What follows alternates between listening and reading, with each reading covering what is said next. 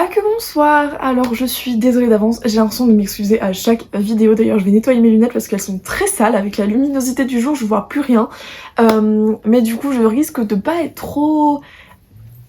Vous voyez, parce que je me sens pas très bien. Donc je vais peut-être un peu calmer le jeu. Ça va être très chill, je pense que ça va être très long.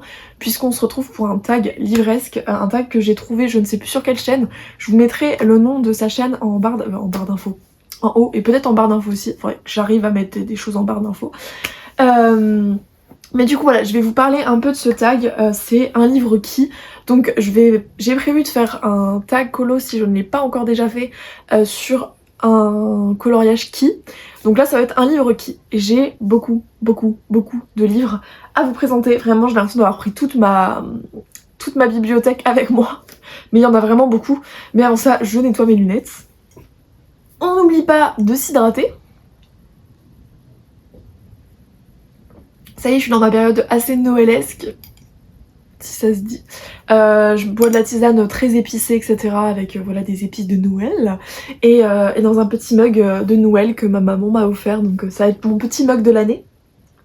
Tout de suite commencer par le livre qui t'a fait pleurer. Vous allez voir que cette catégorie, elle reviendra dans d'autres manières, mais elle reviendra dans le côté émotionnel, etc. Donc j'ai décidé de mettre deux livres. Alors, ils sont où? D'abord, je vais parler de lui.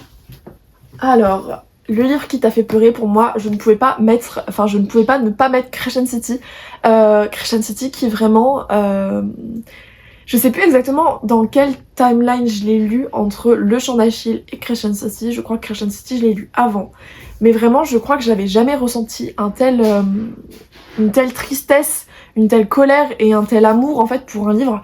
Et du coup, clairement, il m'a fait pleurer. Et j'ai prévu de me faire tatouer en décembre la phrase Light It Up que la meilleure amie de Bryce lui dit. Et c'est tellement... ça a tellement une valeur sentimentale pour moi, sachant que j'écoutais Lucas Graham au moment de lire ce livre. Je sais plus exactement le titre de la chanson, mais qui a été ma chanson préférée pendant très longtemps. Et à chaque fois que j'écoutais cette chanson, je revoyais ce moment-là, et du coup j'avais les larmes qui me montaient. Pas au point où vous allez voir, il y a un livre qui vraiment, rien que de penser au livre, me fait pleurer. Lui, c'est pas le cas. Lui, pour l'instant, je m'en suis remise quand même, mais il est très cher à mon cœur. Bien évidemment, je ne pouvais pas ne pas mettre... Attendez, je vais faire comment... Le Clan Bennett. Le Clan Bennett, donc Le Chant du Loup de T.J. Klune. T.J. Klune qui n'est ni plus ni moins que mon auteur préféré par excellence. C'est vraiment, voilà, mon auteur chouchou d'amour que j'aime et que j'aimerais beaucoup rencontrer.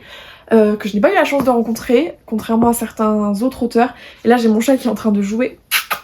Arrête Caspian. Bref, Le Chant du Loup, Le Clan Bennett, on passe par plein d'émotions différentes. Ce livre, j'aurais pu le rentrer dans plein d'autres catégories. Vous allez voir que des fois des livres vont revenir parce que je pouvais pas ne pas en parler, tout simplement. Mais Le Clan Bennett, j'ai pas trop fait de résumé pour les livres. Je sais pas si je vais vraiment faire des résumés. À la limite, je vais vous donner des mots-clés. Alors, j'ai coupé parce que mon chat est en train de jouer, mais du coup, les mots-clés, c'est la perse, la romance, la quête, vengeance, deuil, fée, fin de famille, complexe. Voilà, c'est trop bien, vraiment, voilà, c'est trop bien, c'est trop bien. Et pour Le Chant du Loup, qui est vraiment, je vous le dis déjà, hein, mon number one de ma lecture. Genre c'est le livre qui est pour l'instant indétrônable dans ma pile à lire. J'ai beaucoup de livres, vous allez voir que j'ai un top 5 que je vais en parler plus tard. Mais lui vraiment c'est mon number one, voilà. Le Clan Bennett, la saga en général, c'est number one. Et bref, du coup, on est sur la dévotion, la fin de famille, romance, MM, loup-garou, mate, émotion, ouais, émotion. T.J. Klune aussi joue sur des phrases et des paragraphes qui sont spéciaux. On va dire qu'on peut pas forcément retrouver ce genre de choses dans d'autres livres. Je sais pas comment vous expliquer ça. Mais on a des phrases qui peuvent être très courtes, notamment avec le terme meute, que je vais aussi envie de me faire tatouer. Je sais pas si je vais trouver, mais c'est vraiment en fait très poétique. C'est des paragraphes où c'est des mots qui vont se répéter à l'infini pour avoir vraiment cette intention genre d'émotion, je sais pas comment expliquer. Et j'arrive pas vraiment à trouver. Mais genre on a des petits paragraphes comme ça et des petits trucs comme ça. Et vraiment, il est magnifique. Il est magnifique. On a un petit BD dans le livre aussi. Voilà, voilà, que j'aime beaucoup. On a plein de choses qui ont été faites pour nous. Et voilà, il y a un peu de smut aussi, je dois l'avouer. Il y a aussi des caractères comme ça. Voilà, bref. Il y a un peu de smut. Bah, de toute façon, dans tous les livres que je vais vous présenter, il y a un peu de smut. Mais là, vu que c'est des MM, peut-être que ça peut en déranger certains. Moi, clairement pas. D'ailleurs, je l'ai fait lire à ma mère. Et toutes les deux, bah du coup on était en train de... on lisait vraiment les scènes parce que pour le coup on apprend beaucoup de choses. Avec TJ Klune on apprend beaucoup de choses sur les positions notamment. Donc c'était super intéressant, enrichissant et tout. Et globalement voilà, c'est la fin de famille pour moi, c'est le maître mot de ce livre. Et dans tous les livres de TJ Klune on peut retrouver cet aspect de fin de famille. Et vraiment c'est pour moi la plus belle chose au monde, la fin de famille. Et l'amour avec un grand A, voilà. Le livre qui t'a fait passer par toutes les émotions, alors là j'en ai mis deux. Le premier qui est La maison aux ailes déployées parce que tout simplement Fallon est insupportable dans ce livre. Je suis passée par toutes les émotions parce que même pour la suite de la saga, on va dire le tome 2, même si ça a été un énorme coup de cœur, le tome 2, au départ, c'était pareil en fait, c'était les montagnes russes. D'un coup j'aimais bien, un coup j'aimais pas. Et là, vraiment je n'aimais pas. Vraiment je n'aimais pas jusqu'au post-it. Donc voilà. Et après, j'ai bien aimé et ça a été vraiment un coup de foudre. Un coup de foudre. Le tome 2, ça s'est essoufflé, après c'est remonté et c'est resté monté. Donc en fait, je vais dire que voilà, c'est en demi-teinte parce que ce livre m'a fait passer par beaucoup d'émotions dans le sens où il y a eu des moments où j'ai pas aimé et d'autres moments j'ai vraiment adoré. Et après, juste le fait que j'ai adoré, c'est resté, et notamment le tome 3 qui est juste incroyable. Où on est vraiment concentré sur l'héroïne et moins sur la romance et elle a une part... elle a une place plus importante, l'héroïne, sur l'intrigue. Et elle est moins débile, voilà. Donc très très intéressant, mais voilà, ce livre m'a fait passer par beaucoup d'émotions, je dois dire.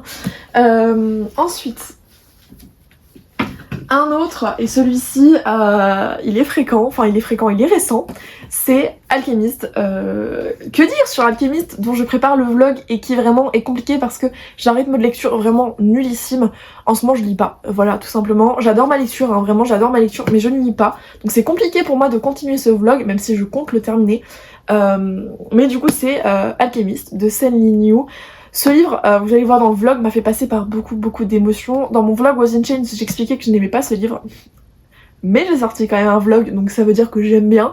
Mais malgré tout, durant toute ma lecture, j'ai eu des moments de bas et de haut avec les personnages. Et notamment le personnage de Kane Fei-won. Dans la première partie, je ne l'aimais pas. Mais j'ai commencé à l'apprécier les 10 dernières pages. Et dans la partie 2, je ne l'aimais pas. Sauf jusqu'à, je pense... je sais pas jusqu'à quand je l'ai pas apprécié. Mais je pense qu'une bonne moitié de la partie 2, je l'ai pas apprécié. Et que j'ai commencé à l'apprécier. Donc voilà, c'est un petit peu sur les personnages, je trouve, même pour du coup la maison des ailes déployées. C'est un peu les personnages où j'ai vraiment eu du mal à m'accrocher à eux, et notamment Kane Fei-won. Où vraiment je l'appréciais, je l'appréciais pas, je l'appréciais pas. Vraiment je le détestais, je comprenais pas comment les gens pouvaient l'apprécier. Finalement après je commence à l'apprécier, mais après je l'aimais plus. Donc vraiment ça a été les montagnes russes. Donc je pense que niveau faire passer par toutes les émotions, c'est le cas. J'ai pleuré aussi dans ce livre. Ouais, j'ai pleuré, j'ai été en colère, très en colère, et je suis toujours très en colère contre l'ordre.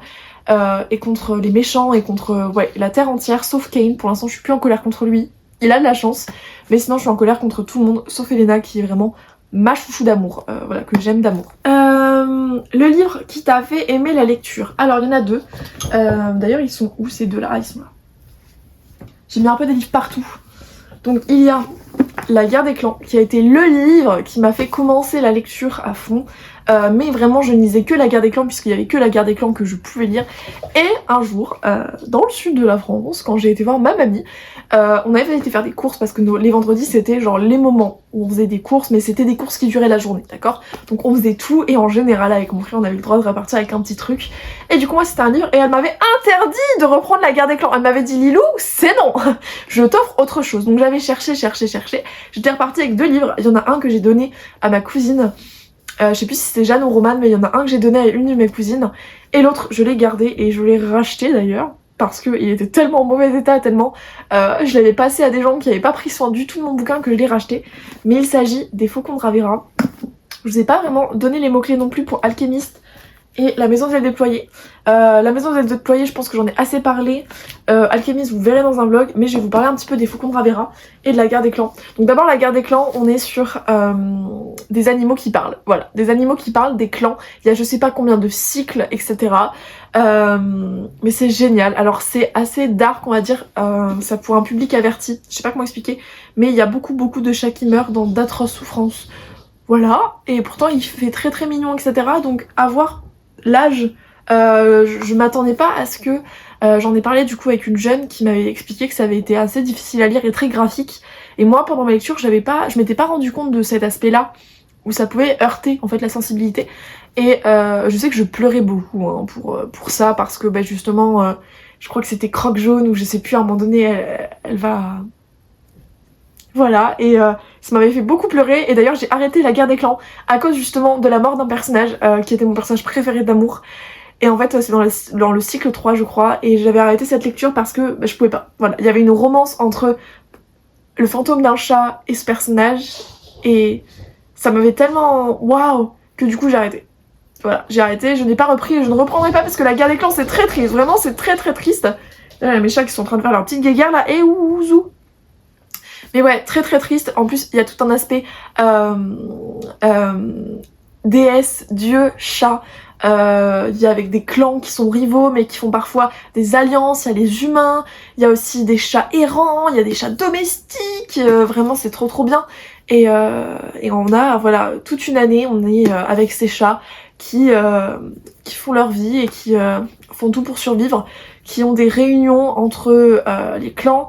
Et vraiment c'est génial, et je me souviens d'ailleurs que, et si ma cousine regarde ça, ou mon frère, qu'on faisait des jeux avec des schleches, et que je voulais tout le temps, et j'étais vraiment la chef du groupe, je voulais tout le temps refaire la Guerre des Clans.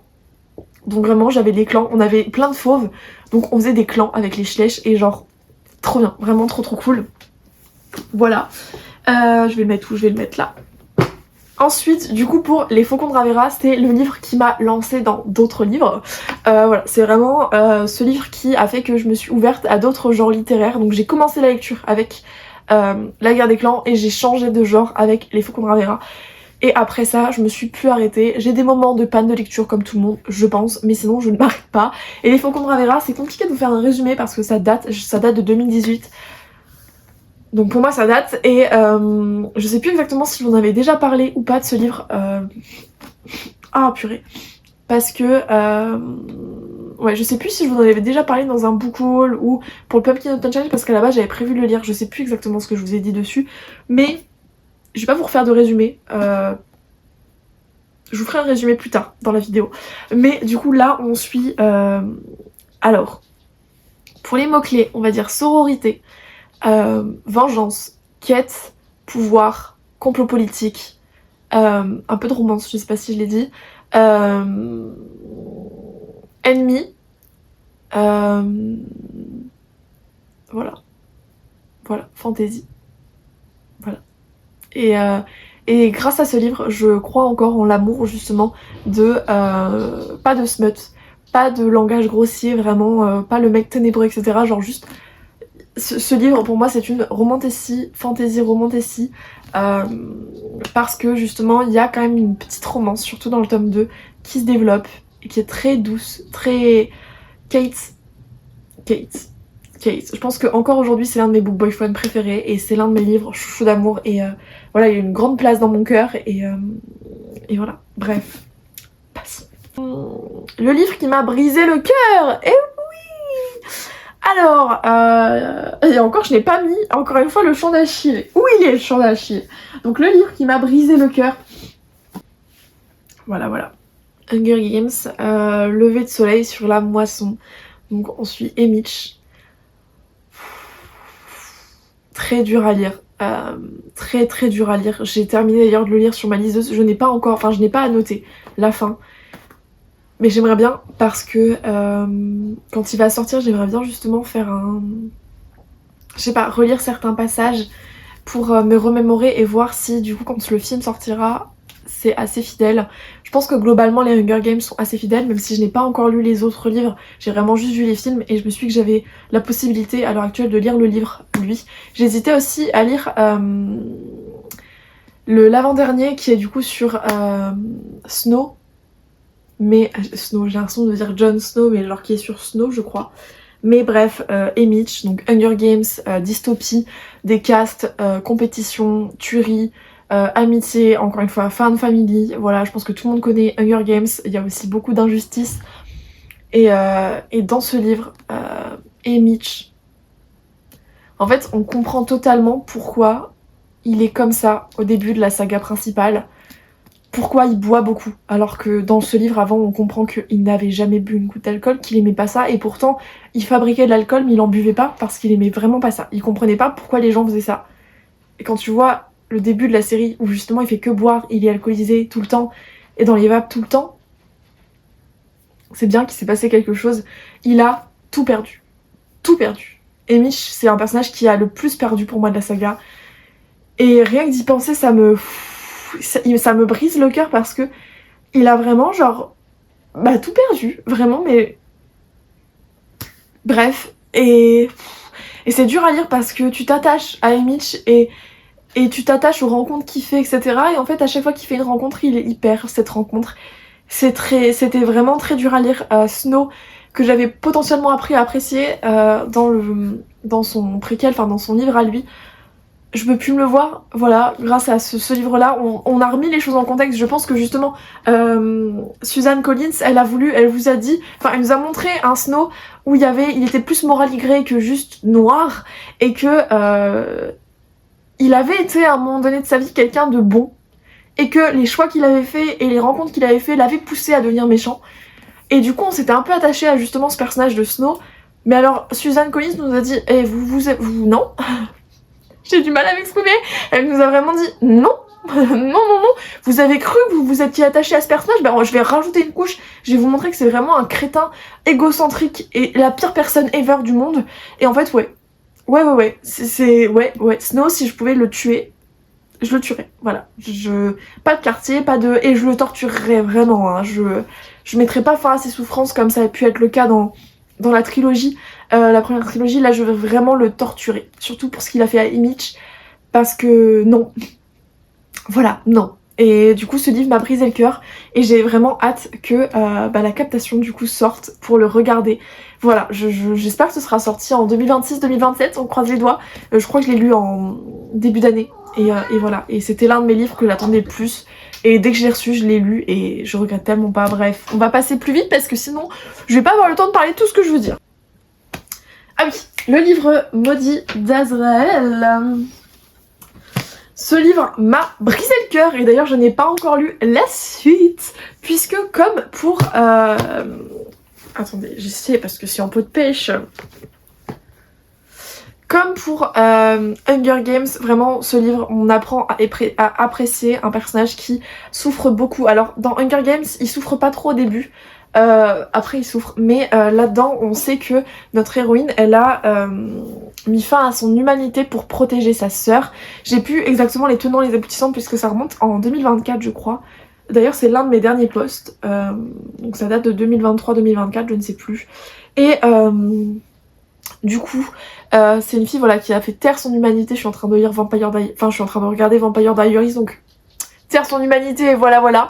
Donc voilà, elle a fait taire entre guillemets son humanité, maintenant c'est une chose à gage de ce que j'ai compris, enfin de ce que je me souviens, et elle a tout fait pour sa sœur et à la fin il se passe un événement tragique qui va totalement bouleverser notre héroïne qui s'est battue toute sa vie, et dans le tome 2 c'est là où c'est l'hécatombe, où c'est en fait un personnage qui est dépressif, qui fait les mauvais choix, qui couche avec n'importe qui veut en fait faire souffrir tout son entourage pour...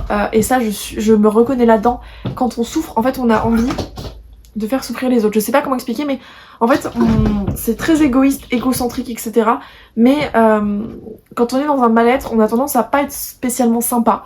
Parce que justement on souffre et on veut faire souffrir les autres. Je sais pas si vous comprenez un petit peu la méta, mais oh là, et ça va vous? Ça va Aslan? T'es en forme? Puis plus il a un petit regard débile là. Bref, mais du coup c'est un livre, voilà, j'ai pas lu le tome 2 encore parce que justement c'est un livre, Le Grenier des Mystères, donc Margot m'a dit Lilou fais attention, c'est très dur à lire. Et oui, je pense que ça va être très dur à lire, vu la fin de ce tome 1, c'est très dur à lire. Donc pour l'instant je ne le lis pas parce qu'elle m'a dit c'est vraiment comme Alchemist, vous voyez, il n'y a aucun moment de joie, aucun moment de répit. Quoique je pourrais peut-être le lire quand même parce que j'ai réussi à lire Alchemist, donc en vrai, pourquoi pas. Mais ce livre est magnifique.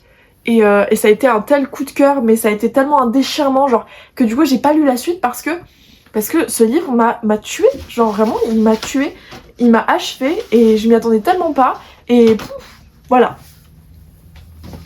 Ah, et aussi le personnage de, comment elle s'appelle, Diana, c'est vraiment un mélange entre Bryce et Alex Stern, donc la 9e maison, et meilleur mélange, c'est incroyable. Ensuite, autre catégorie, le livre qui restera à jamais mon préféré. Alors, du coup, comme vous le voyez, il y a déjà TJ Klune, donc les livres de TJ Klune en général, mais encore plus le clan Bennett, qui est vraiment number one. Crescent City, qui a une petite place dans mon cœur parce que le tome 1 était juste incroyable, le tome 2 je l'ai moins aimé, le tome 3 ça a été une bonne lecture, enfin, tome 1 coup de cœur, tome 2 3 étoiles, et tome 3 4,5 on va dire. Donc voilà, ça a été un petit peu une redescente, mais en même temps Crescent City, le tome 1, ça a tellement été un coup de cœur phénoménal que les livres ont pu que être en dessous. Du coup, les autres, j'ai mis, alors, Le Prince Captif. Voilà. Le Prince Captif, qui est du coup, qui diverge. En tout cas, beaucoup de personnes n'aiment pas Prince Captif. Je pense que soit tu adores Prince Captif, soit c'est ton meilleur livre de toute l'année, soit c'est vraiment la pire déception de ta vie et tu comprends pas pourquoi les gens vont aimer, etc. Et je pense que c'est dû au fait que ce soit un livre qui, par beaucoup d'aspects, est problématique dans le sens où on est au Moyen-Âge, et faites gaffe puisque c'est un livre qui va aborder la pédo, voilà, et qui l'aborde de manière assez dark et très normative. C'est vraiment normatif puisque c'est des esclaves et en fait on peut totalement, si quelqu'un est riche, et notamment un certain personnage que je crois que j'ai jamais ressenti autant une haine aussi profonde et ancrée pour un personnage. Je pense que si je devais vous... Ouais, s'il y a un personnage que je détesterais le plus dans tous les livres que j'ai pu lire, c'est vraiment le personnage de le méchant dans Prince Captif. Je vous dirai pas c'est qui, mais c'est vraiment dans Prince Captif. Et en fait voilà, si vous vous arrêtez à la première partie, je pense que beaucoup de personnes vous disent ça, mais si vous vous arrêtez à la première partie, ce livre ce sera pas une partie de cadeau, vous détesterez ce livre, vous détesterez ce qu'il vous a fait ressentir et vous ne comprendrez pas pourquoi les gens apprécient ça. Parce qu'on est sur de l'esclavage, on est sur un personnage, on suit deux personnages principaux. Damen, qui s'est fait en fait vendre en esclave après un coup d'état. Donc à la base Damen c'était le roi de son pays, sauf que son frère Castor, enfin comment il s'appelle? Je crois que c'est Castor son frère. Je sais plus, mais je crois qu'il s'appelle Castor et vraiment son nom. Père Castor, raconte-nous une histoire. Parfait. Du coup, voilà, son frère a fait un coup d'état, donc il a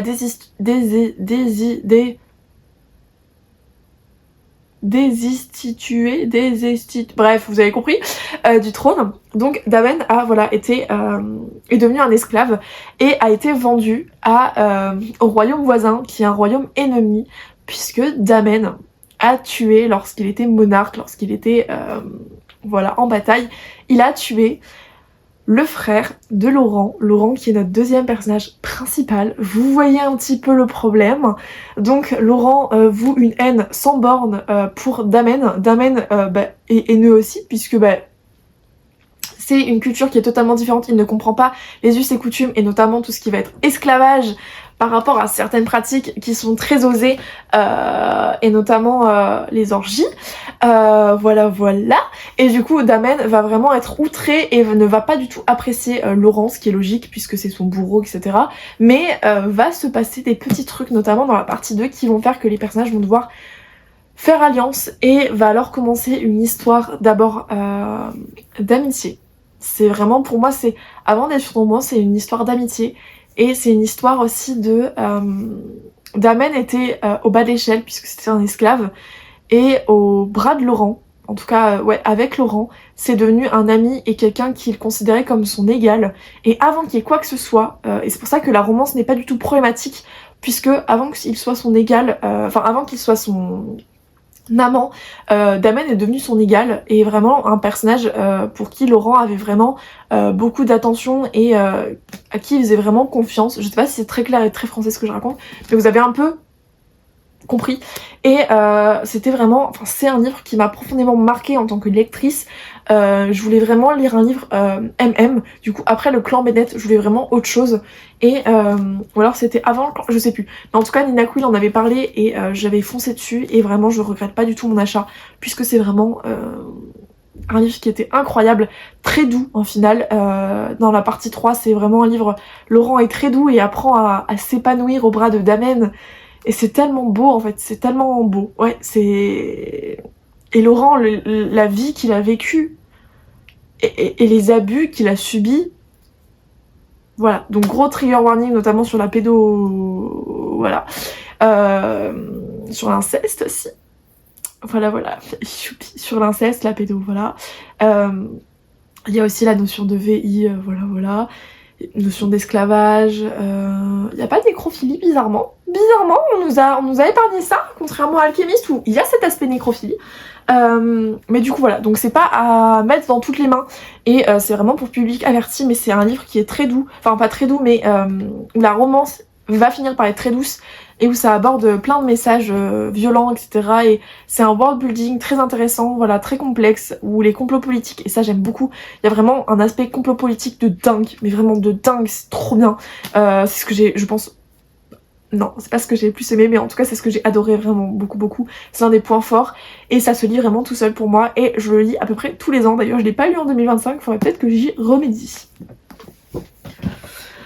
Ensuite, la 9e maison de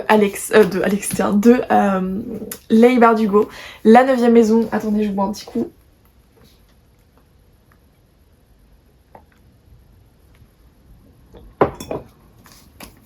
La 9e maison. La 9e maison.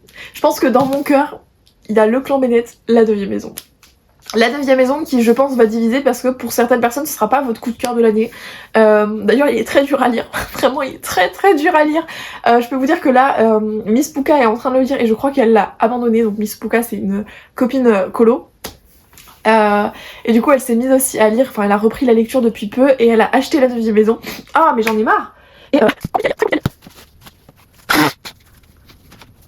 très compliqué à lire, mais comment vous dire que quand vous êtes dedans, et le personnage de Alex Stern, c'est mon personnage, avec l'autre personnage que je vais vous montrer après, c'est vraiment mes deux personnages féminins préférés de toute la vie, de tout l'univers. 3, il y a Bryce aussi, il y a Bryce, il y a Alex, et il y en a une autre, et vraiment c'est mes 3 personnages féminins, genre... Voilà, c'est... Voilà, donc la 9e maison... On parle de société secrète, on parle de fantômes, on parle d'abus, on parle de violence, on parle de quête, on parle de justice, on parle de vengeance, on parle de démons, on parle un peu de romance, de sororité. Il y a un côté femme famille aussi je trouve. Voilà, des arcanes. Voilà. C'est trop bien. C'est vraiment pour moi le livre par excellence à lire en automne. Si vous ne l'avez pas lu, alors ça peut faire peur parce que moi je n'aime pas Stephen King et Stephen King a vraiment marqué impossible à lâcher et je trouve que c'est pas le genre de livre que Stephen King lirait, en tout cas de ce que je peux connaître du personnage, mais donc moi ça m'avait un petit peu refroidi. Et d'ailleurs Nina Quill ça l'avait aussi un petit peu refroidi, mais je l'ai lu et c'était tellement incroyable. Ça a été pas un livre de tout repos puisque au départ je ne l'aimais pas. Je le faisais en lecture commune avec 2 autres filles, je sais plus exactement leur nom, mais elles m'avaient dit accroche-toi. Et je suis partie en vacances en février chez ma grand-mère dans le sud, près de l'océan Atlantique, et en fait je l'ai lu là-bas. J'avais une playlist, j'en ai d'ailleurs 2, genre Dark Book et Femme Badass. C'était vraiment les 2 playlists qui m'accompagnaient pour ce livre et qui m'accompagnent toujours quand déjà je le relis. Et à chaque fois qu'il y a une musique, je me souviens l'état dans lequel j'étais et les passages, certains passages que j'ai lus avec la musique en particulier. Et du coup, je réutilise cette playlist aussi pour les livres, voilà, un peu plus dark. Mais lui, vraiment, je trouve que les musiques collaient tellement bien avec ce bouquin. J'ai une musique là qui me vient. Je vais pas chanter parce que je suis nulle, mais j'ai vraiment une musique en anglais qui me vient, qui est très spooky, très dérangeante, avec des bruits, très dérangeants et ma vie, ma vie, ma vie, ma vie. Donc voilà, la 9e maison, c'est incroyable. Alex, c'est ma queen de tous les temps. Je pense que c'est ma... Enfin, en fait, c'est compliqué parce que je pense qu'il y a le personnage que je vais vous présenter après, Alex et Bryce. Mais le personnage de Alex et le personnage que je vais vous présenter après, je vous dis directement, je vous montre le livre. Voilà, voilà. Entre Nesta et Alex, je sais pas laquelle est ma chouchoute, mais vraiment pour moi, ils se valent. Et après, il y a Bryce. Mais vraiment, les deux se valent. Donc voilà pour la 9e maison. Ensuite, il y a du coup un palais de flammes et d'argent. Qui est du coup un livre que j'ai relu il y a pas longtemps pour l'annoter, sauf que je ne l'ai pas terminé, donc il faudrait que je le termine et que je le reprenne peut-être aussi. Je pense que ce livre, alors je l'ai lu et c'est pour ça que pour moi il est pas forcément détrônable. Je l'ai lu dans une période de ma vie où j'étais en pleine rupture amoureuse, dépression. Voilà, voilà. On l'a appris plus tard que j'étais en petite dépression. Et ce livre m'a beaucoup aidée puisque Nesta, à la fin de ce tome, était dans le même état que moi. Et en fait, j'ai beaucoup appris et je pense que j'ai grandi à travers elle, grâce à elle. Parce qu'en fait, ouais, en lisant ce livre, je me suis relevée petit à petit. C'était difficile, comme ça a pu être difficile pour elle. Et en fait, j'ai vraiment eu cet aspect où ce livre m'a aidée dans un moment de ma vie. J'allais pas bien. Il me fallait un livre comme ça, en fait, où le personnage principal n'allait pas bien et où au fur et à mesure des pages, elle s'élevait, en fait, et elle remontait la pente. Et ça a plein de messages sur justement la dépression, sur le fait qu'on n'ait plus envie d'avancer, mais que les gens nous forcent à avancer, qu'on va s'isoler, mais qu'il faut pas qu'on s'isole.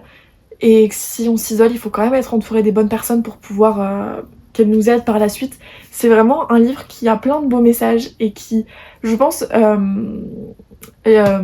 Sarah J. Maas a écrit ce livre, pas forcément quand elle est dans un mauvais mood, mais je pense qu'elle a vécu un moment dans sa vie qui était comme ce que Nesta a vécu pour qu'elle puisse écrire avec autant de justesse un personnage comme Nesta. Et je sais pas si je suis très claire, mais vraiment le tome 4 avec Nesta, qu'on n'apprend pas forcément à apprécier dans les 3 premiers tomes, voire les 4 premiers tomes de la trilogie, enfin de la saga, compliqué.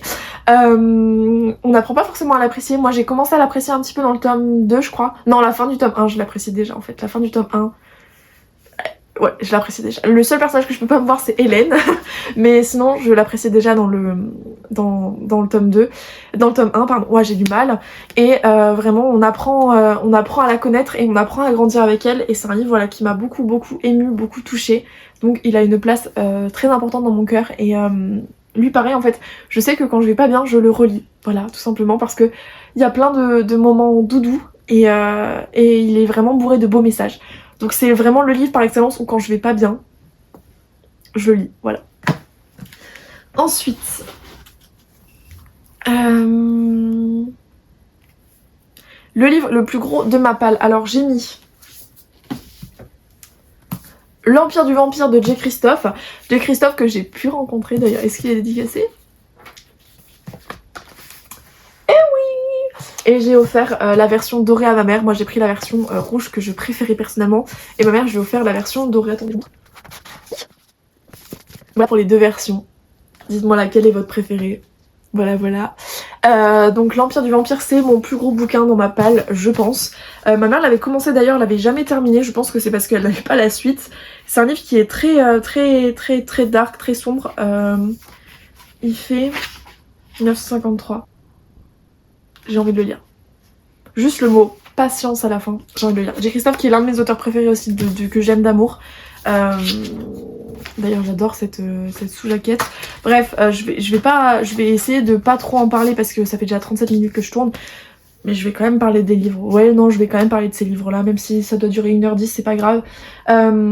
Du coup, L'Empire du Vampire, ouais, c'est un livre, je l'ai pas encore lu parce que pour moi, il va être encore plus dur à lire que Nevernight, dans le sens où c'est un livre beaucoup plus biographique, enfin autobiographique d'un personnage dans le livre, qui va nous raconter son histoire, etc. Et j'ai du mal à lire un point de vue masculin. Quand c'est pas du MM, j'ai du mal à lire un point de vue masculin. Je sais pas pourquoi. Je préfère suivre des femmes, des héroïnes, et quand c'est du MM ou du FF, bah logique, je suis un homme ou une femme, bref. Mais quand c'est du MF, quand il n'y a pas du tout de romance, c'est vrai que c'est compliqué pour moi de lire un personnage masculin. Je sais pas pourquoi, vraiment, Donc ça va me lancer peut-être, je pense, à le lire quand même parce que c'est un livre qui est énorme et qui est incroyable, qui a voilà, reçu beaucoup d'éloges. Je n'ai encore jamais vu d'avis négatifs sur ce livre et voilà, c'est sur des vampires et voilà, j'en sais pas plus. C'est vraiment sur des vampires, je crois qu'il y a une romance avec une femme, mais voilà, peut-être ce petit portrait de famille, je ne sais pas. Mais en tout cas, j'ai vraiment envie de le lire malgré tout, et c'est le livre le plus gros de ma palle. Ah, j'ai le tome 2 aussi. Le tome 2 qui a l'air beaucoup plus grand. Attendez. Le tome 2 est un petit peu plus grand, il fait 985 pages, donc autant dire 1000 pages. Mais il est plus épais. Enfin, il est plus épais. Les pages de celui-ci sont beaucoup plus fines que les pages de lui, parce que vraiment, on a 20 pages de différence, voilà. Je préfère un peu plus quand même les pages fines. Alors normalement il y avait le livre qui est le plus petit, je l'ai pas cherché, j'ai pas trouvé, non j'ai pas cherché surtout, voilà, je n'ai pas eu envie de chercher personnellement. Voilà, il y a une autre catégorie aussi que je crois que je n'ai pas faite parce qu'elle se ressemblait à d'autres. Caspian. Mais mange pas de mes livres de coloriage. Et t'as des croquettes trop de balles. Bref, du coup le livre qui m'a fait aimer la romantécie. Alors, il y a bien évidemment... Je te vois hein. J'ai pris le tome 2 parce que je n'ai pas le tome 1 en relié, il faudrait que je l'achète à un moment donné, sachant que je vais m'acheter les jaquettes en plus, donc voilà. Mais ACOTAR, bien évidemment, ACOTAR m'a fait aimer la romantécie. Et il y a un autre livre que je n'ai pas avec moi, du coup, vu que je l'ai passé à ma cousine, mais c'est Le Secret de Lomé, qui est pour moi une romantécie young adulte. Voilà, c'était... j'ai lu avant du coup, et je m'étais rendu compte à ce moment-là que la romance, c'était très important pour moi dans la fantasy. J'avais d'abord lu Les Faucons de Ravera, où la romance était présente, mais pas trop. Et Le Secret de Lomé, la romance est plus présente, mais elle est tellement bien. J'ai tellement envie de relire là Le Secret de Lomé. Je pense que je me le relirai à un moment donné. Le Secret de Lomé de Alexia Nolis. Lisez-le, vraiment lisez-le. Même si vous n'êtes pas fan de Young Adult, vous allez aimer Le Secret de Lomé. Du coup, l'autre livre c'est voilà, Un palais de colère et de brume. Et Un palais de roses et d'épines pour du coup le tome 1. Donc voilà, c'est un petit peu, je pense, la romantécie de base puisque Sarah J. Maas est... Caspian, tu vas être chiant. Et la pionnière pour moi de la romantécie, voilà, c'est elle qui a fait la première, entre gros guillemets. En tout cas, qui a poussé le bout, enfin qui a poussé la romance à son paroxysme et vraiment qui, voilà. Je sais pas si je suis très claire. Et là, pour vous faire un petit pitch, même si je pense que tout le monde le connaît, juste pour vous résumer, enfin vous donner quelques mots-clés, on suit des fées. En fait, c'est compliqué de dire des mots-clés. Genre, ouais, fée, mate, fée, mate, romance. Found Family. En fait, je pense que tous les livres que j'apprécie vraiment, c'est de la Found Family. Genre vraiment, tous mes coups de cœur, c'est de la Found Family. Mais c'est un truc que ça arrête de non. C'est non. Arrête, tu regardes. C'est non. Non. Je sais plus ce que je disais, mais je crois que je parlais de la Found Family et du fait que vraiment tous les livres que j'apprécie vraiment, c'était de la Found Family. Bah là, c'est vraiment le cas, c'est Found Family. Donc voilà, il y a... quête dans le tome 1, dans le tome 2 il y a aussi l'aspect de la guerre, il y a trahison, séquestration, dépression, good vibes, beau paysage, voilà. Finalement j'ai trouvé des mots-clés en me rappelant un peu plus, j'ai trouvé des mots-clés mais voilà, pour un petit peu le thème, et c'est trop bien, vraiment genre, c'est vraiment trop bien, c'est l'une de mes sagas préférées, bah tout comme, voilà... mon top 5 vraiment c'est ces sagas là parce que je les adore, parce que voilà c'est la saga je pense que je recommanderais le plus pour ceux qui veulent commencer la fantasy tout simplement, donc enfin la romantécie, et pour moi c'est une saga qui est indétrônable. Ensuite oui.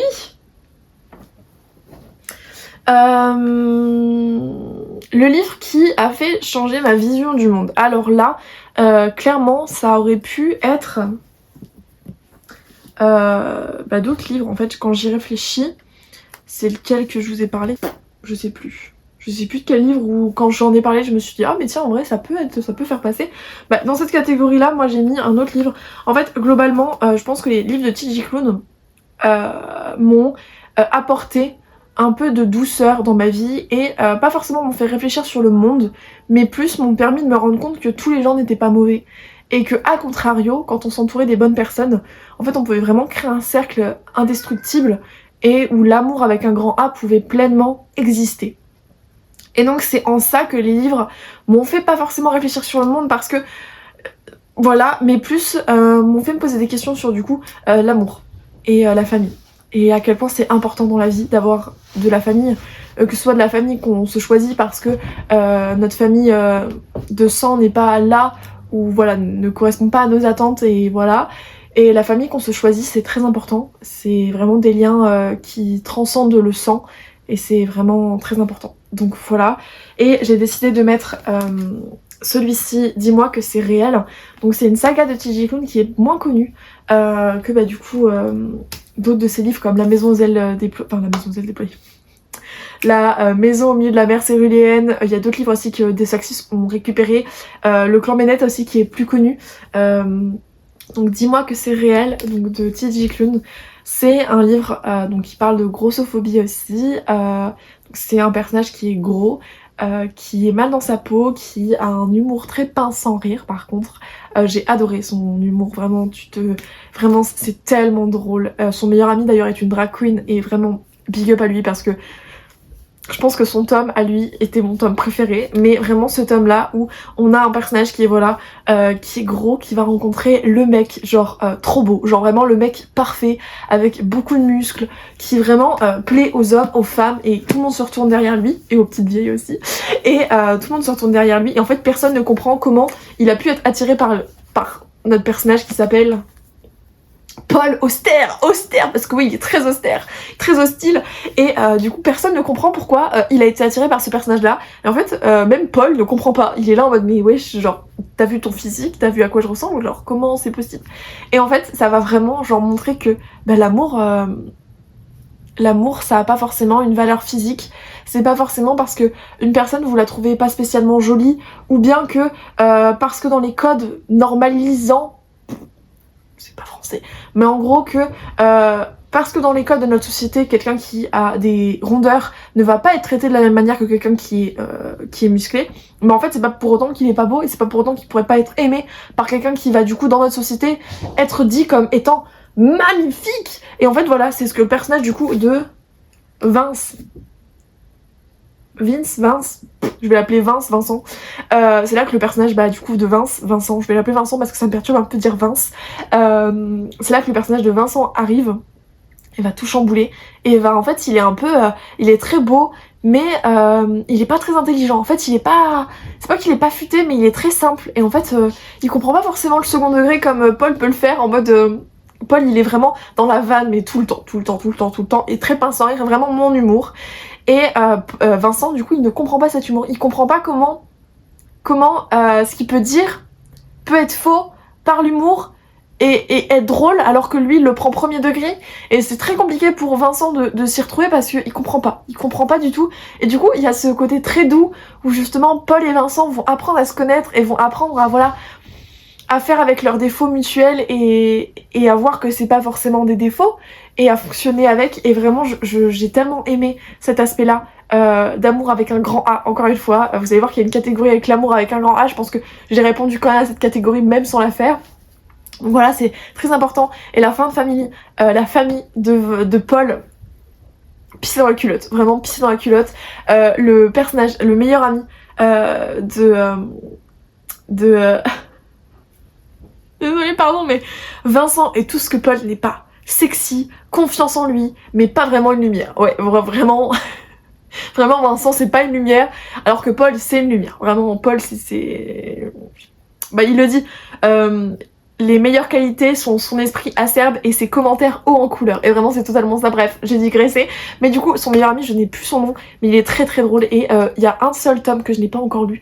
J'ai lu le tome 2, Le mariage avec du coup Vincent et Paul. Et il y en a un, le tome 3, du coup, que je n'ai pas encore lu. Il faudrait que je lise. D'ailleurs, ma mère a lu une autre saga qui est L'ours, la loutre et le moustique, je crois, qu'il faudrait aussi que je lise et qu'elle a vraiment adoré. J'ai tous les tomes dans ma pile et en vrai, peut-être, pourquoi pas faire un vlog dessus. Pourquoi pas prochainement faire un vlog sur cette saga qui date un peu. Parce qu'on n'en parle pas assez je trouve des livres de T.J. Klune et vraiment si vous voulez quelque chose de douceur qui va vous apprendre à aimer le MM et comme premier aperçu du MM, Voilà. Sweet. Oh, vraiment, c'est 49 minutes, faut que je me grouille, hein, parce que, waouh, il est déjà 13h50 en plus. Le livre qui fait du bien au moral, donc globalement, tous les petits clowns que j'ai mis. Mais j'ai aussi décidé de mettre une romance. Donc, Campus Driver tome 1, pareil que Akotar, tome 4. J'ai lu ce livre en pleine rupture.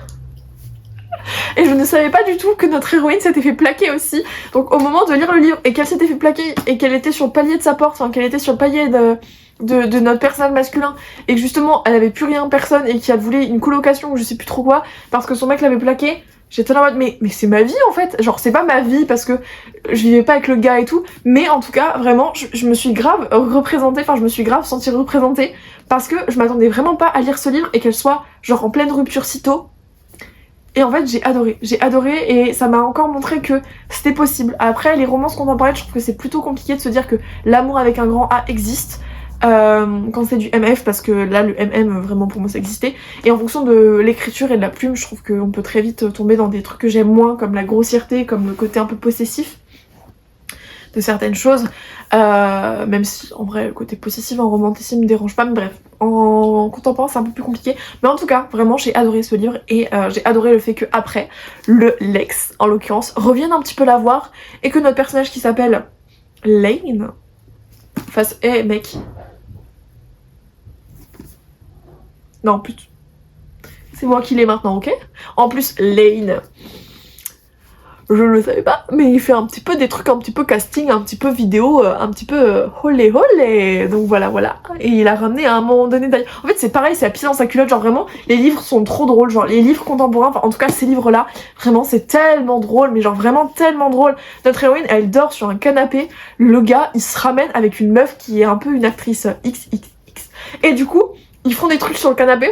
Sauf que Lane il a pas pigé que sa colocataire elle dort sur le canapé. Ça donne une situation tellement drôle et genre vraiment c'est trop bien. C'est trop bien. Il y a les autres livres aussi, le tome 4, le tome 5. Le tome 4 est plus dur à lire. Il aborde des sujets beaucoup plus difficiles à lire. Je sais plus exactement le tome 5, mais en tout cas le tome 4, compliqué. Je crois que ça aborde un peu toujours des traumas, mais le tome 4 est très compliqué je trouve à lire. Enfin très compliqué. Il aborde des sujets qui sont pas faciles.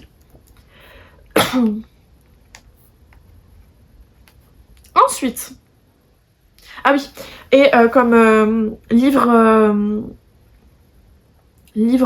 qui fait du bien au moral, pardon, j'ai aussi mis La maison au milieu de la mer Céruléenne parce que pour moi ce livre fait vraiment du bien au moral. Parmi tous les livres de TJ Klune, qui sont du coup des sagas, je vous présente un tome 1 et un tome unique, voilà. Il y a aussi un spin-off qui est sur un des personnages qu'on peut retrouver je crois déjà en librairie. Je l'ai pas encore acheté, je sais pas si je vais vraiment l'acheter parce que pour moi cette fin se finissait avec à elle-même et voilà. Mais c'est un livre plein de douceur, Found Family. Encore une fois, TJ Klune. Donc Found Family. Où on suit un monsieur, alors attendez, Linus Baker, qui mène une vie tranquille et solitaire. À 40 ans, il vit dans une petite maison avec un chat caractériel, c'est vrai, et ses vieux disques. En tant qu'agent du ministère de la Jeunesse Magique, il doit s'assurer du bien-être des enfants dans les orphelinats supervisés par le gouvernement. On va l'envoyer dans un endroit à haut risque puisque je crois que voilà. Je crois que justement ils sont dits comme des dangereux pensionnaires.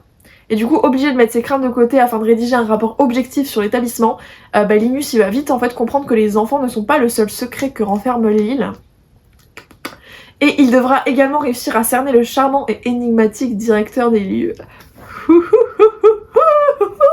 Bref, et en fait ça va être un personnage qui est bourré de préjugés à la base et qui va grandir avec ses enfants et qui va apprendre à les aimer, qui va apprendre à aimer le directeur et qui va vraiment grandir et s'épanouir avec eux, qui était dans une vie morne et triste. Je pense que ce livre aussi peut faire réfléchir sur notre monde actuel, justement par le côté on n'a pas forcément des travaux qui nous plaisent, enfin on n'a pas forcément un travail qui nous plaît, on peut très vite rentrer en burn-out, on peut très vite voilà avoir beaucoup de regrets dans sa vie, et ce livre nous montre que en fait pour être heureux des fois il faut tout lâcher et il faut aller vers l'inconnu et voilà sans comment dire, pas forcément sans peur parce qu'on peut toujours avoir des peurs mais mais sans se mettre de barrière et vraiment juste avancer et voir où le chemin peut nous mener et c'est tellement beau, tellement bien écrit, tellement bien fait et en fait ça donne envie de tout quitter pour partir à l'aventure et pour faire ce qui nous plaît vraiment. Donc en vrai ce livre m'a aussi fait réfléchir sur le monde parce qu'en y repensant, dans l'état dans lequel j'étais à la fin de ce livre, je me suis dit en fait je peux tout quitter, genre je peux tout quitter et c'est pas grave. Et c'est pas parce que je quitte tout que je serai dans la merde et que je peux pas survivre en fait et que je peux pas subvenir à mes besoins et vivre pleinement. Et vraiment c'est un livre voilà qui est plein de bons sentiments, plein de douceur, plein de beauté, plein d'amour et voilà. Je pense que vraiment il y a un thème récurrent dans les livres que je vous mets dans ces catégories. Ensuite, le livre qui m'a le plus marqué.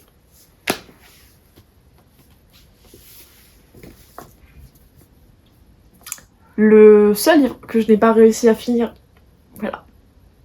Voilà. Ah, le Chant d'Achille. Le Chant d'Achille qui, quand je vais pas bien et que je me mets à écouter des musiques de Billie Eilish, et notamment Lovely, il y en a une autre, il y a Lovely, No Time to Die. No Time to Die, c'est l'effondrement assuré, je me mets à pleurer comme une madeleine. Vraiment, je me mets à pleurer sur du No Time to Die parce que je repense au Chant d'Achille. Je n'ai jamais réussi à le finir. Vraiment, je n'ai jamais réussi à le finir. Je ne le finirai probablement jamais. Puisque pour moi, à l'heure actuelle, Achille et Patrocle vivent leur best life. En fait, du moment que je ne reprends pas cette lecture, ça veut dire qu'ils sont toujours là, qu'ils vont bien, en fait, et qu'il n'y a pas de souffrance. Et en fait, ce livre m'a tellement mis dans des... En fait, il m'a tellement... Waouh! Je crois que je n'ai jamais ressenti un tel truc en moi pour un livre. Vraiment, c'était... Waouh!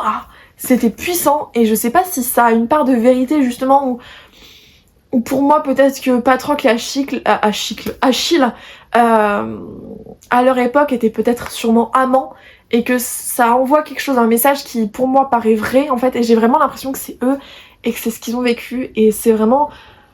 Madeline Miller, franchement, je te décerne une médaille parce que pour m'avoir fait ressentir un truc, un tel sentiment, franchement bravo, parce que Achille et Patrocle, j'ai vraiment du mal. C'est pas du tout des personnages dans la mythologie qui m'intéressent.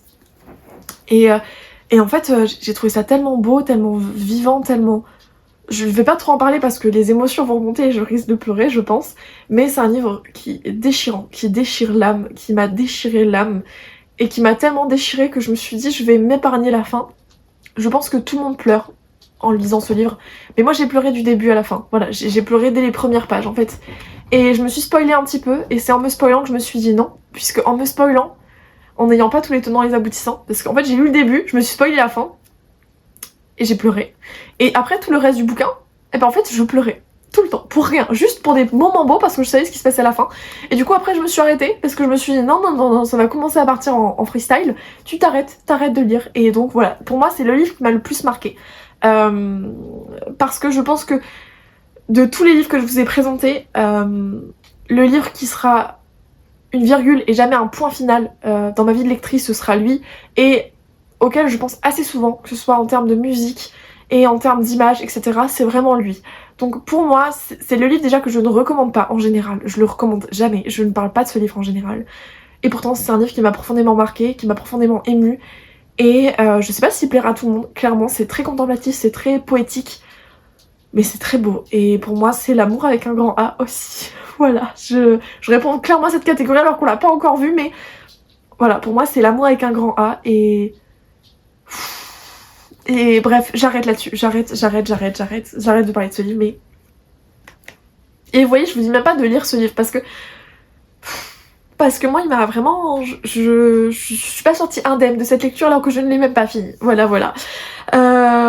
Du coup, le livre qui m'a fait le plus rire, alors il y en a beaucoup, du coup, globalement, tous les livres de T.J. Klune, et j'ai mis aussi House of Pennycuts, du coup, de... Oliver Waldenstein, donc ce livre vraiment à la fin, voilà, tous les post-it là, c'est vraiment un livre qui m'a fait mourir de rire, et vraiment rire, mais en fait pas forcément éclater de rire, parce que c'est pas le cas. Par contre pour T.J. Klune c'était vraiment le cas, j'ai éclaté de rire, notamment pour du coup sa saga, pas la saga du clan Bennett, mais l'autre saga que je vous ai montré, j'ai plus le nom. Mais alors ce livre, vraiment j'ai souri tout du long, c'était un moment tellement...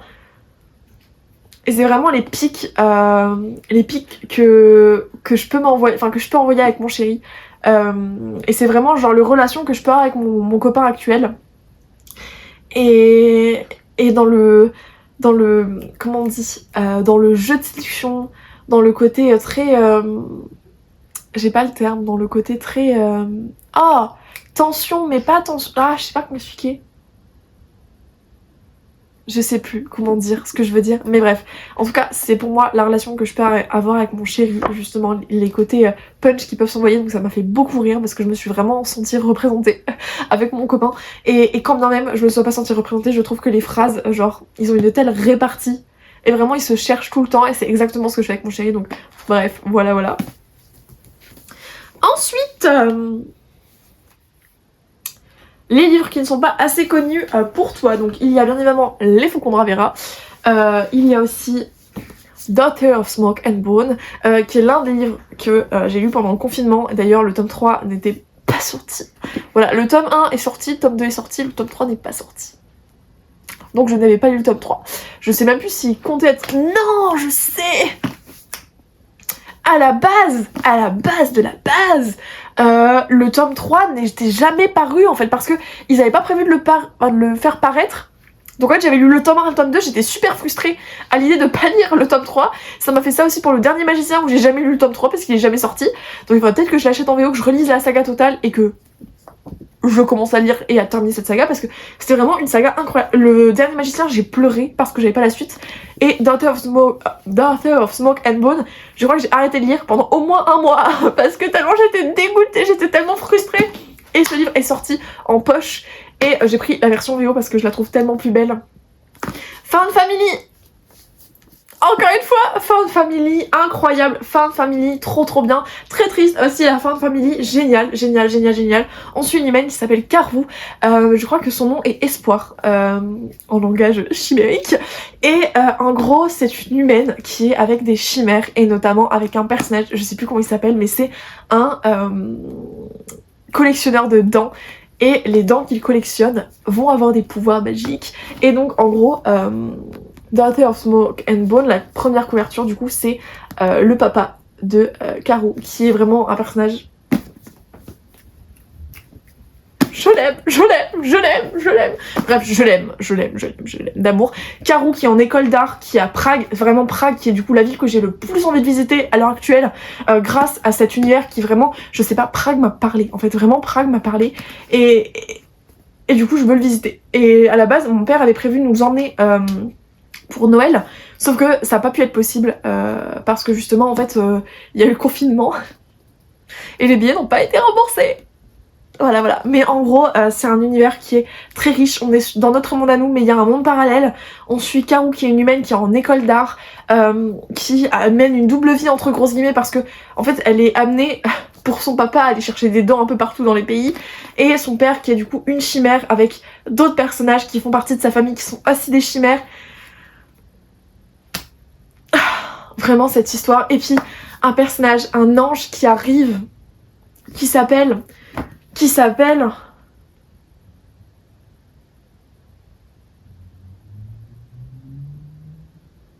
Je ne sais plus comment, c'est pas marqué. Bref, un autre personnage qui s'appelle, je ne sais plus comment, qui n'est pas du tout mon type de gars, mais j'ai vraiment un... Je vous montrerai, je vais vous montrer après, qui est un personnage du coup, qui n'est pas mon type, mais qui est tellement incroyable pour Karou, et genre, il a les cheveux courts, les cheveux bruns, il est assez mat de peau, il a des ailes, je sais plus de quelle couleur, peut-être dorée ou blanche, je sais plus, et c'est un mate. Ça parle de voyage dans le temps, on va dire ça comme ça, non, pas de voyage dans le temps, de renaissance, et de sacrifice, et de qu'est-ce qu'on est prêt à faire pour l'être aimé, et de résurrection. Voilà. Lisez cette saga. Vraiment, pour moi, elle est pas assez mise en avant, et pourtant, vraiment, c'est une saga qui mérite tellement d'être dans toutes les bibliothèques, vraiment. Genre, c'est young adulte, y a pas de smut, et... Je suis trop hypée, là. Vraiment, ça m'a... J'ai trop d'émotions pour ce livre. Vraiment, je crois que j'ai pas eu autant d'émotions pour un autre livre, mais vraiment, ce livre, je suis une pile électrique. J'ai trop envie de lire la suite, parce que vraiment, enfin, relire toute la saga, c'est vraiment incroyable. Genre... C'est trop bien. Bref, passons. Ensuite, oh non, j'ai envie encore de parler de Daughter of Smoke and Bone. Vraiment, Faut que je me calme. Je passe à autre chose. Allez. Ensuite, comme autre livre, en plus il y a mon chat qui est tout mignon, qui est tout calme. Ensuite, comme autre livre qui, pour moi, n'a pas une place très importante, enfin qui n'a pas la place qu'il devrait avoir dans vos bibliothèques, c'est La Voleuse des Toits. D'ailleurs, est-ce que vous l'avez dans vos bibliothèques? Je ne pense pas. Je ne pense pas. De Laure d'Argelos.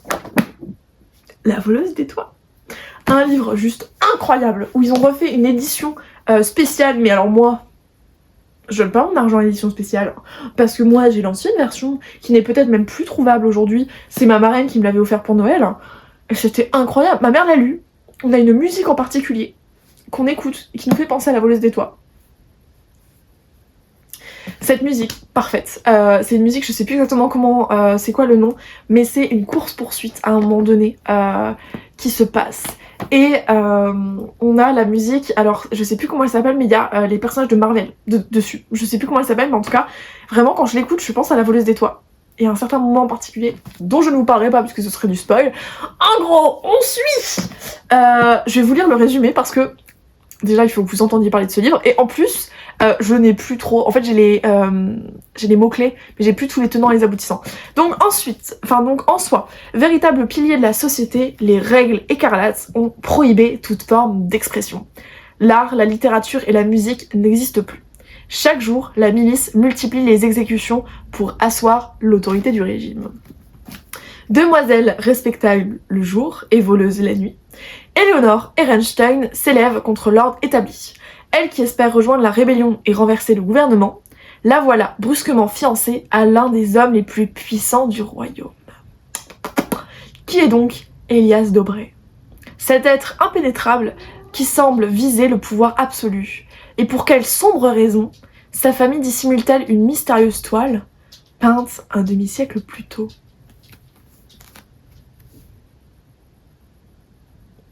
J'ai envie de le relire.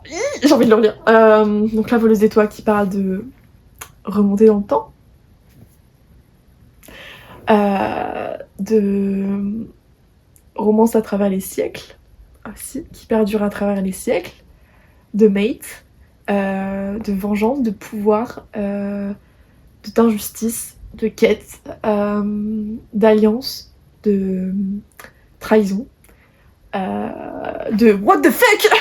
Genre what the fuck. Il y a un moment, vraiment, moi je m'y attendais tellement pas. Genre vers la fin, t'es là en mode mais non, mais en fait lui depuis le départ c'était ce personnage là. Mais comment c'est possible? La Voleuse des Toits. Romantécie aussi pour moi parce que la romance est quand même au cœur du roman. Par contre, young adulte, donc pas de smut. Faut remarquer qu'il y a plein de livres que j'ai mis sans smut. Je suis très contente de moi parce que vraiment les livres sans smut c'est ce que je préfère. Donc, et je pense que tu peux, enfin moi je suis de l'école où tu peux avoir des tensions entre les personnages sans que forcément tu passes par le smut. Et pour moi c'est trop bien. Genre et encore, je trouve que c'est encore mieux réussi quand il n'y a pas de smut de créer une tension vraiment palpable où en fait juste tu sais pleurer les mains, c'est genre voilà. Alors que le cul pour le cul, bah voilà, vous en faites ce que vous voulez. Moi je suis pas forcément la grande fan de ça. Le plus gros plot twist, selon moi, alors déjà il y a... Voilà, il y en a d'autres, hein, clairement il y en a d'autres. Le seul truc c'est que moi généralement je me spoil les fins, donc en fait pour que je sois surprise c'est rare parce que je me spoil, ou alors je cherche vraiment à trouver la petite bête. Mais à ce qui paraît...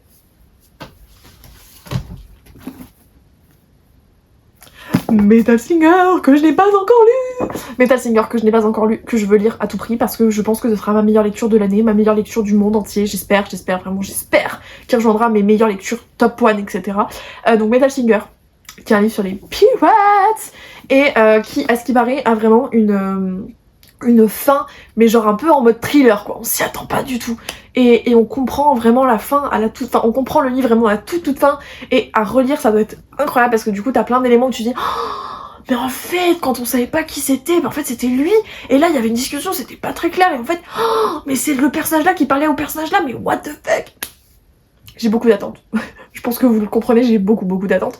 On verra bien, mais en tout cas, je pense que là, le temps que la vidéo, je crois que je commence à être vraiment fatiguée parce que je commence à partir en cacahuète, je vais me calmer un peu, je vais boire un petit coup. c'est très précaire, ma pile de livres qui est vraiment bref. Mais du coup Meta Singer qui est incroyable et enfin qui est incroyable, je l'ai pas encore lu et je dis déjà qu'il est incroyable. Il a intérêt à être incroyable. Donc voilà, j'ai hâte. Ma mère m'a dit quand il sort en français, tu pourras me le dire comme ça, je vous l'achèterai. Qu'est-ce que vous attendez les maisons d'édition?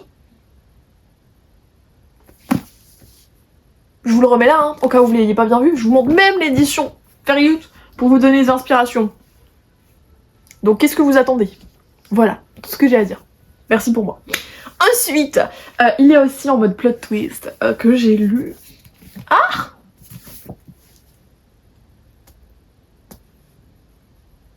La passe miroir. La passe miroir. Fallait que je mette à un moment donné la passe miroir dans une de ces catégories parce que merde quoi, genre la passe miroir, enfin c'est vraiment genre un livre qui m'a tellement touchée, qui m'a...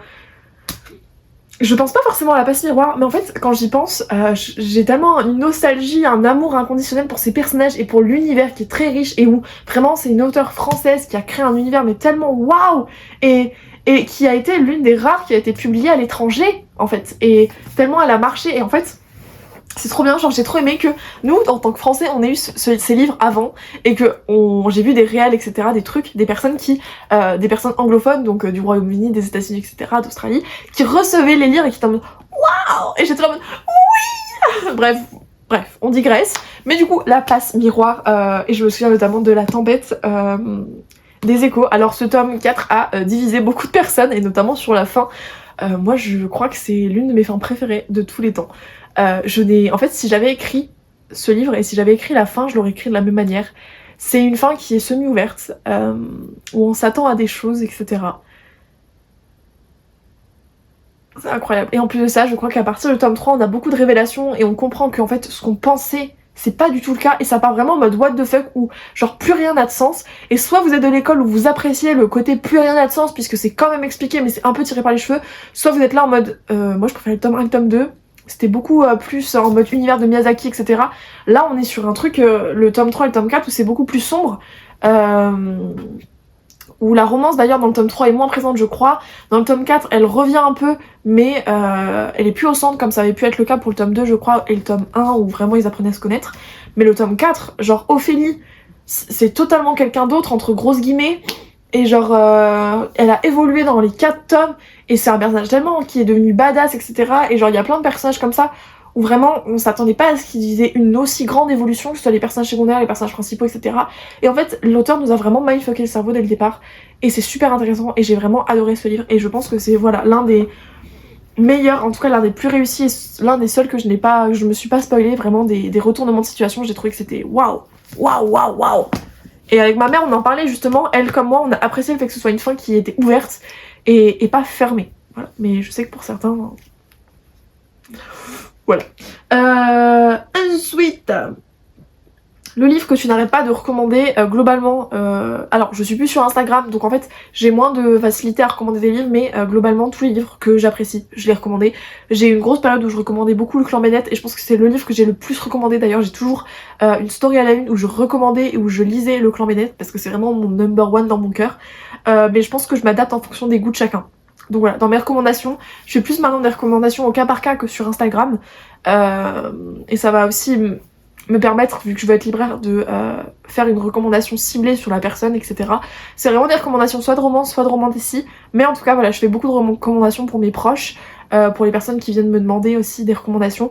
Donc voilà, je cible un peu plus la personne.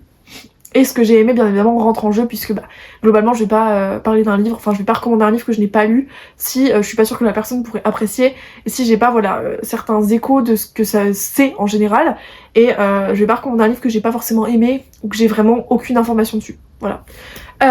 Ensuite, le livre que tu as abandonné, je n'ai pas avec moi puisque je l'ai vendu, d'ailleurs il s'est vendu très très vite, c'est Quicksilver. Quicksilver de Callie Hart.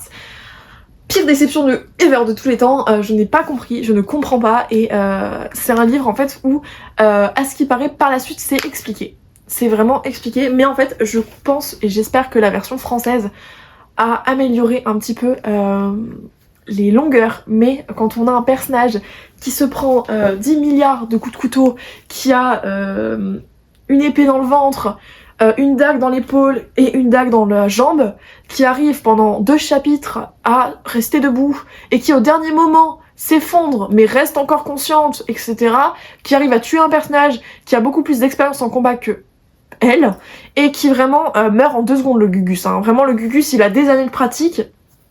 Elle y connaît pas grand chose, elle s'est battue mais elle était dans un quartier pauvre donc elle souffre de la faim et elle arrive à survivre sans aucun souci. Voilà, c'est sans problème. Et après on a le Kingfisher qui est vraiment le red flag ambulant. Je pense que même, alors c'est expliqué à la fin, on m'a expliqué que on avait une version de lui après qui s'était adoucie et où on comprenait pourquoi il s'était comporté comme vraiment le pire des... avec notre héroïne. Mais moi j'ai pas compris en fait. Moi le truc c'est que il était tellement imbu de sa personne alors que la fille ne le connaissait pas et qu'elle était pas spécialement à la base, elle le trouvait beau gosse, mais genre il y avait sans plus quoi, genre tu pouvais passer ton chemin sans aucun souci quoi. Et le gars il était imbuvable avec elle et en fait il jouait sur les 2 tableaux, c'est-à-dire qu'il était imbuvable et d'un côté il voulait la voilà. Et ça tout le temps en fait. Et donc en fait il y avait ce côté très imbu de sa personne qui l'a critiqué, qui l'a rabaissé et genre notamment qu'il avait un langage mais tellement grossier où il parlait de sa son minou et mais comment tu peux rabaisser une personne à ce point-là et après sortir avec cette personne? Enfin, je comprends pas. Moi vraiment pour moi c'est un red flag ambulant, je n'ai pas aimé et je ne comprends pas.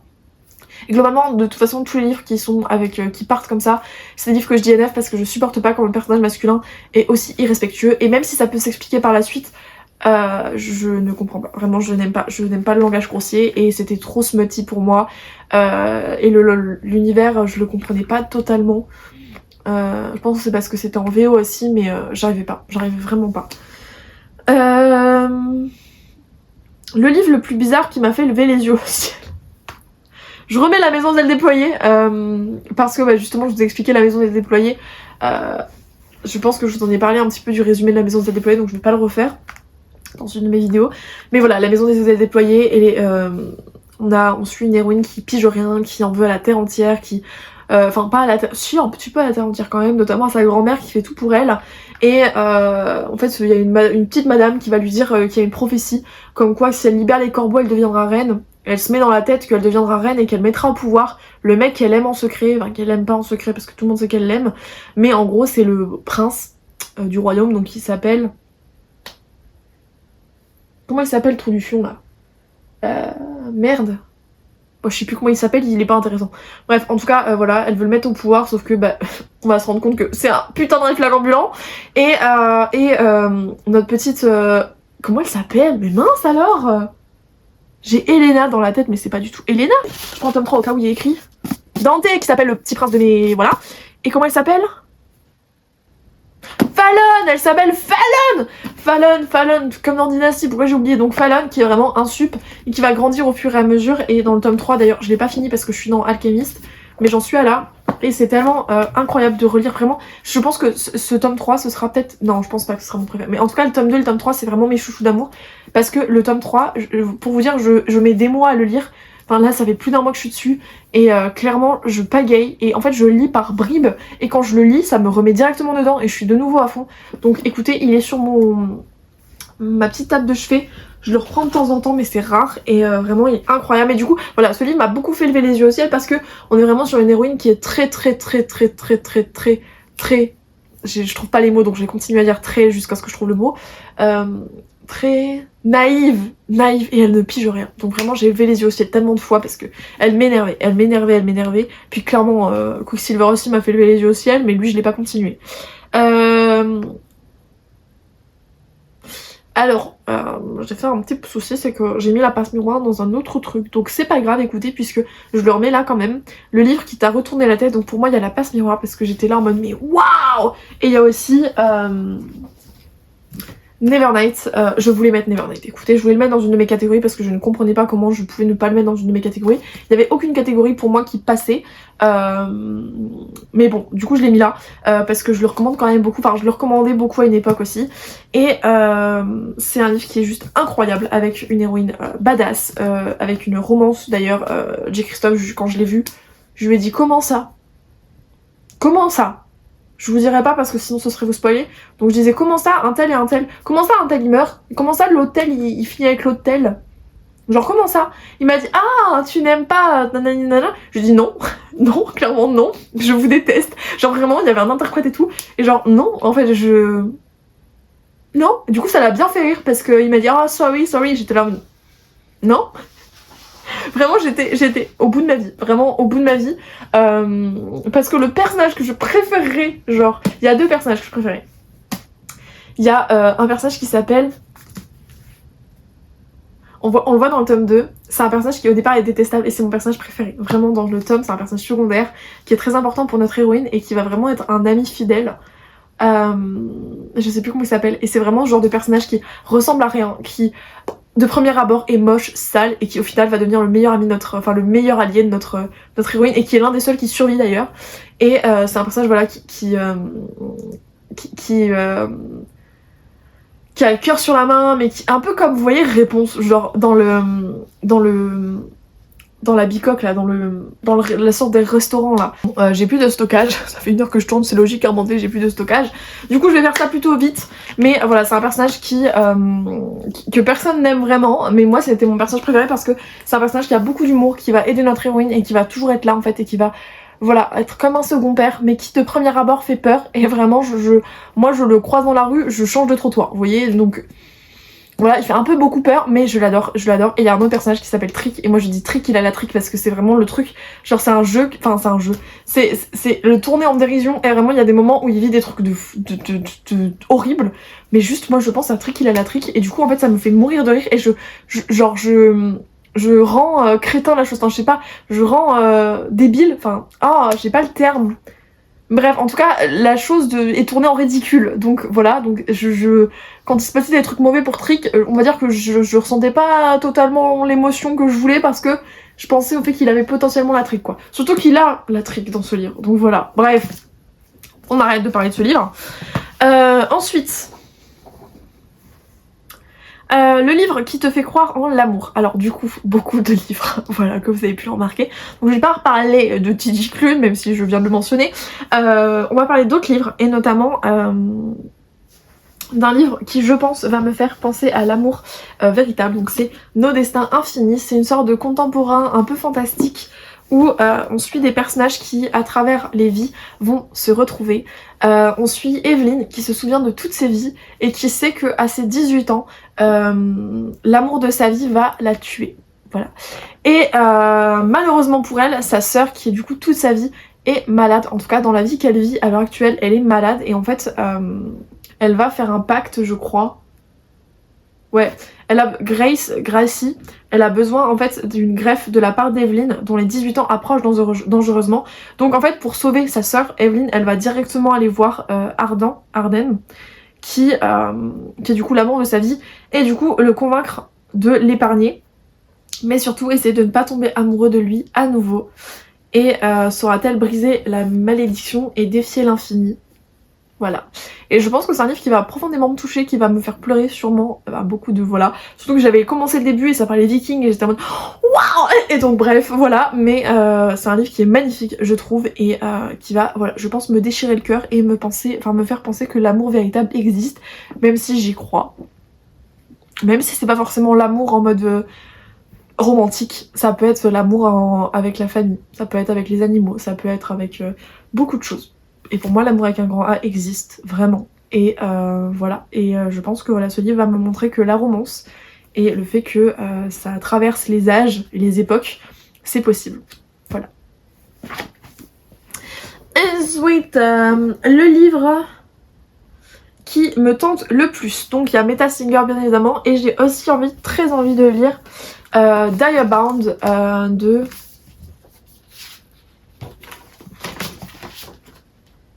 Sab Sorensen. J'ai retourné la jaquette, je vous la montre pas parce que je vous l'ai déjà montré dans un haul, mais du coup qui est l'un des livres que j'ai le plus envie de lire, mais qui est une grosse bricasse, et en fait c'est un peu comme Force Wing, mais j'espère que je vais préférer à Force Wing parce que Force Wing j'ai bien aimé, mais j'ai pas compris pourquoi il y avait autant de hype, sachant qu'il y a des livres qui méritent une hype qui est beaucoup, enfin qui serait bien meilleure, voilà, notamment Daughter of Smoke and Bone. Bref, du coup voilà, donc Diabound, je prévois de en faire un vlog, mais vu que je lis plus beaucoup en ce moment, que je suis vraiment à fond dans Alchemist et qu'après il faut que je termine From Recovery with Love, je le lirai pas tout de suite, mais c'est prévu quand même qu'au mois de janvier ou au mois de décembre il y ait un vlog sur ce livre. Ensuite, le livre qui a la plus belle couverture. Donc là j'en ai mis 2, sachant qu'il y en a beaucoup qui rentraient dans cette catégorie. Et globalement, tous les livres que je vous ai montrés, hardback ou avec du jaspage, vraiment je les trouve magnifiques. Même Daughter of Smoke and Bone, qui est vraiment un paperback basique sans jaspage, je le trouve magnifique. Mais j'en ai choisi 2, et j'en ai choisi un notamment que j'ai acheté spécialement pour sa couverture. Donc je vais vous montrer d'abord celui que j'ai acheté spécialement pour la couverture. Donc il s'agit de The Night Hunt de Alexandra Christo, qui est sorti chez De Saxus. Je n'ai plus le titre exact, mais on suit un vampire, une banshee et un dieu. Moi j'ai vraiment eu du mal.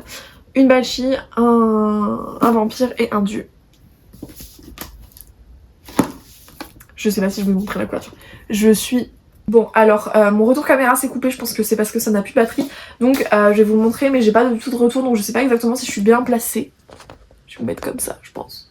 Je sais pas. Du coup, The Night Hunt, je trouve la couverture juste splendide, et vraiment, je trouve que ce livre est parfait. Donc, on a cette jaquette. Voilà, qui est juste magnifique. Et on a le livre qui est encore plus beau, donc le relié. Qui brille de mille feux, que je trouve magnifique, magnifique, magnifique, magnifique. Il est signé. Voilà, donc je l'adore et j'ai hâte de le lire, mais pour l'instant c'est pas un objectif du moment de le lire tout de suite. Je pense que je le lirai l'année prochaine. En fait à la base je voulais vraiment beaucoup le lire, mais les livres que j'ai lus de Alexandra Christo, ça n'a pas été des coups de cœur, ça a été des bonnes lectures mais sans plus. Donc j'y vais un peu moins en mode aveuglé, enfin j'y vais un peu moins les yeux fermés. Donc voilà. Et le dernier je l'ai reçu il y a pas longtemps, ça a été ma box, enfin le livre de la box Ilmicrate ou Fairyloot, je sais plus. Fairyloot je crois. J'avais prévu de le vendre, je pense que je vais le vendre, mais je vais le garder un petit peu parce que je le trouve magnifique. Et comme objet de collection je trouve que vraiment il est splendide. Et c'est totalement mon style de couverture, vraiment. Pour moi de toutes les Fairyloot qu'ils ont fait, c'est ma couverture préférée. Voilà, je la trouve juste splendide. Voilà, je sais pas si vous voyez bien. La couverture je la trouve vraiment moche et je suis tellement heureuse qu'ils aient fait autre chose. Donc la couverture d'origine c'est celle-ci. Je la trouve pas belle du tout. Voilà. Et en plus, la couverture est très fine. Et le relié hardback, pour moi, je suis pas une grande fan, mais ça va, il est bien. C'est comme ça. Mais vraiment, mon coup de cœur, c'est la couverture. Juste la couverture. Vraiment, la couverture, c'est un objet de collection, quoi. Vraiment, je suis fan. J'aime pas non plus trop les M-Paper, comme ça. Par contre, j'aime beaucoup le spray d'Edges. Voilà. Je sais pas si vous voyez bien parce que vu que j'ai vraiment pas de retour caméra je ne sais pas, mais voilà, et je sais pas trop de quoi il parle. Je crois que on est sur une double romance et peut-être une sorte de triangle amoureux aussi un petit peu je pense, mais c'est un livre qui me fait pas trop envie parce que je pense qu'il est très ambiancé, un peu spooky, où il se passe pas grand chose et où on se concentre sur les personnages et sur la romance et peut-être sur un mystère, mais je sais pas, je suis pas emballée plus que ça par ce livre, mais bon. Il est beau, peut-être qu'à un moment donné je craquerai, je ne sais pas. Et voilà, mais je suis pas sûre pour l'instant de le garder, mais il reste très beau. Et vu que pour l'instant je n'achète pas de livres parce que je suis un peu en panne lecture, ce sera bien. Bon, moi j'aurai un livre à vous présenter, de toute façon je reçois toutes mes Fairyloot, toutes mes Illuminate, donc en fait j'aurai des livres à vous présenter au mois de décembre. J'aurai au moins 5 livres à vous présenter, même si là au mois de décembre je vais aussi craquer parce qu'il y a des livres qui sortent que j'ai très envie d'acheter. Donc voilà. Donc bref, sur ce j'espère que ce tag vous aura plu. J'ai mis beaucoup de temps à le faire, j'en suis vraiment désolée si vraiment vous êtes partis, je peux comprendre. Mais il y avait beaucoup de catégories et je comptais faire ce tag, voilà, je voulais parler bouquins sur cette vidéo. À la base c'était pas prévu, je voulais parler de jeux de société. Donc la semaine prochaine vous aurez un haul jeux de société qui durera vraiment 15 minutes grand max. 15 à 20 minutes. Et donc voilà, c'est une vidéo qui sera très longue, n'hésitez pas à la découper, n'hésitez pas à l'arrêter si à un moment donné elle vous embête. Bref, sur ce je vous fais plein de gros bisous, j'espère que vos lectures se passent bien. Et dites-moi en commentaire quel livre vous auriez mis pour certaines catégories, si vous êtes inspiré par un livre, par exemple pour le livre qui a été le plus triste pour toi, je serais curieuse de voir votre avis, et de voir aussi le jour d'Achille si vous l'avez fini ou pas, et si vous l'avez lu ou pas. Bisous!